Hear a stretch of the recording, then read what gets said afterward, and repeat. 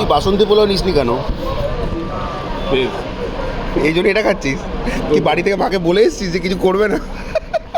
দেখো তোমরা সবাই জানো গত পরশুদিন মনসা পুজো ছিল, সেই উপলক্ষে দাদা বৌদি তাদের বাড়ির পুজোয় আমাদের ইনভাইট করেছিল। আর একটু ধৈর্য ধরো, সবটাই বলবো। প্রথমে ওটা কি ঘটেছিল, কেনই বা আমার এই বন্ধু খালি প্লেট নিয়ে অসহায়ের মতো বসেছিল। তো সেই দিন এই পুজো বাড়িতে যেতে প্রায় রাত 11টা বেজে গেছিল বলে ভেবেছিলাম দুই বন্ধু উপরে গিয়ে তাড়াতাড়ি খেয়ে বাড়িতে যাবো চলে। তবে উপরে গিয়ে শুধু বাসন্তী পোলাও আর নাই, তাই ভাবলাম বাসন্তী পোলাও তো আবার হচ্ছে, একটু না হয় ওয়েট করে যাই। আর যতক্ষণ বাসন্তী পোলাও না আসবে আলুর দম আর পনিরটাই না হয় গান্ডে পিন্ডে খাই। আসলে লক্ষ্য একটাই, মুখ চালিয়ে যাওয়া চাই। কিছুক্ষণের মধ্যে বাসন্তী পোলাওয়ের দেখা পেলাম। এতক্ষণ তো সেমিফাইনাল খেলছিলাম, থালা হাতে এবার ফাইনাল খেলতে চলে গেলাম। একে একে বাসন্তী পোলাও, আলুর দম আর শাহী পনির সবকটাই নিয়ে নিলাম। ব্যাস আর কি চাই? না এটা পুজো বাড়ি, বিয়ে বাড়ি নয় যে 14 রকম আইটেম দেখতে পাবে সবাই। ব্যাস আর কি, মা মনসার নাম করে শুরু করে দিলাম জবাই। আচ্ছা ভোগের প্রসাদ এত নিখুঁত হয় কেন? যেখানেই খাই না কেন মনে হয় স্বয়ং ভগবানই রান্না করেছে যেন। তবে প্রথমেই আলুর দম আর পনির অনেকটা খেয়ে ফেলেছিলাম, তাই দুবার বাসন্তী পোলাও নিয়ে তৃতীয়বার নিতে যাওয়ার আর সাহস পাই নাই। শেষ পাতে পায়েসটাও কিন্তু ছিল, আহা আঙুল চেটে খেতে পুরো অমৃত লেগেছিল। আর আমার এই বন্ধুর ভুড়িতে পায়েস পড়ে গিয়েছিল। রাখি পূর্ণিমার শুভেচ্ছা জানাই, মা মনসার আশীর্বাদে ভালো থেকো সবাই।